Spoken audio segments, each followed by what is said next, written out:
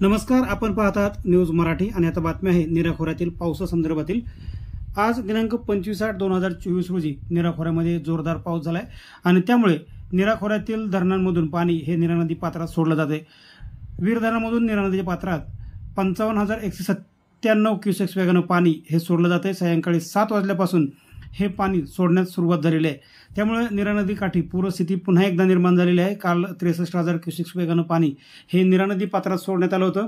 यानंतर आज सायंकाळी पुन्हा एकदा पाणी सोडण्याच्या प्रमाणात वाढ करण्यात आलेली आहे। सकाळपासून पाणी सोडण्याच्या प्रमाणात घट करण्यात आली होती, मात्र आज दिवसभरात वीर धरणाच्या पाणलोट क्षेत्रामध्ये त्याचबरोबर नीरा नदीच्या खोऱ्यात जोरदार पाऊस पडतोय आणि त्यामुळे नीरा नदीच्या खोऱ्यात असलेल्या 4ही धरणांमधून पाणी हे नीरा नदी पात्रात सोडलं जाते। बाटघर धरणामधून सध्या 22,631 क्युसेक्स वेगाने पाणी नीरा नदी पात्रात सोडलं जाते। नीरा देवघर धरणामधून 12,060 क्युसेक्स वेगाने पाणी हे नीरा नदी पात्रात सोडलं जाते। गुंजवणी धरणामधून सुद्धा 2,433 क्युसेक्स वेगाने पाणी हे नीरा नदी पात्रात सोडलं जाते।